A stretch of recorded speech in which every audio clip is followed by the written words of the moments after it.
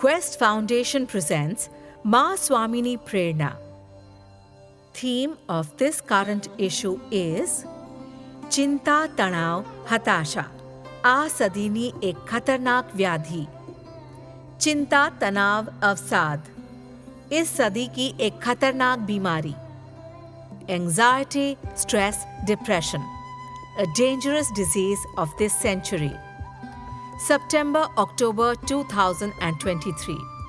Volume number 3, issue number 16. चिंता, तनाव, अवसाद इस सदी की एक खतरनाक बीमारी।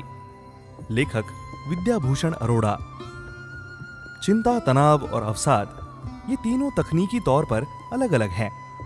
चिंता और तनाव से ही यदि ठीक प्रकार से ना निपटा जाए तो वह अवसाद यानी कि डिप्रेशन में परिवर्तित हो सकता है, जिसे एक मनोरोग समझा जाता है। इसके निदान एवं इलाज के लिए साधारणतः मनोचिकित्सक की आवश्यकता होती है। चूंकि इन तीनों के मूल में चिंता ही प्रमुख तत्व है, इसलिए हम इस लेख में स्वयं को चिंता पर ही केंद्रित रखेंगे। चिंता और उसके जुड़वा तनाव और अवसाद पर इतना कुछ लिखा जा चुका है कि एक स्तंभकार के तौर पर हमारे सामने यह चुनौती है कि हम कुछ अलग कैसे बताएं।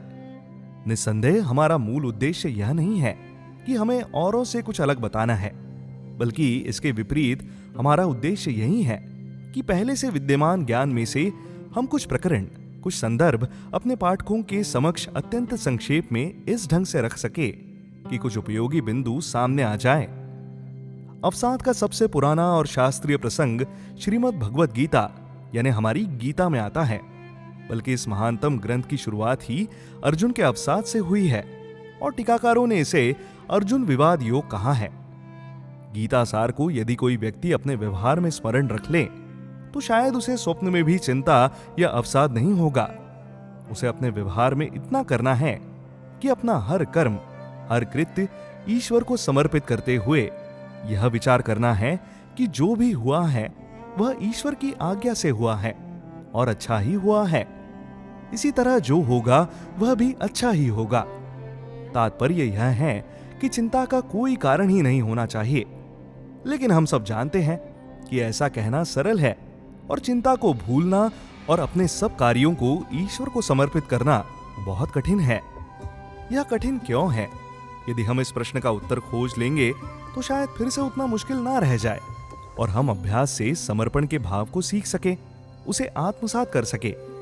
इसका सबसे बड़ा कारण तो शायद व्यक्ति का अहम ही होता है, या यूं कहें कि वह समर्पण करना ही नहीं चाहता, क्योंकि वह परिस्थिति पर अपना नियंत्रण नहीं खोना चाहता।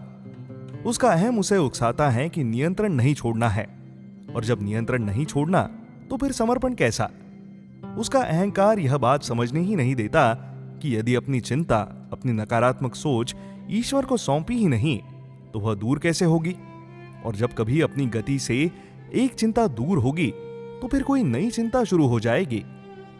कुछ पाठक इसका अर्थ यह लगा सकते हैं कि हम समस्याओं से भागने को कह रहे हैं। ऐसा कदापि नहीं है, बल्कि हम केवल यह कह रहे हैं कि अनासक्त भाव से और आपकी अंतरात्मा की आवाज के अनुसार आप अपने कर्म कीजिए और अपने कर्मों को भी, अपने प्रयासों को भी ईश्वर पर छोड़ दीजिए। आप इस बात की रत्ती भर भी चिंता ना करें कि आपके प्रयास सफल होंगे या नहीं, क्योंकि सफलता के हमारे दुनियावी पैमाने ईश्वर की योजना से अलग भी हो सकते हैं। इसलिए हमें केवल अपने प्रयास यानी कि कर्म करने चाहिए और ये सुनिश्चित करना है कि हमारे कर्म नैतिक रूप से स्वीकार्य हैं और उनसे अन्य किसी जीव का नुकसान नहीं हो रहा। ऐसे ही शुभ कर्मों को ईश्वर को समर्पित कर देना चाहिए और परिणाम की चिंता नहीं करनी चाहिए।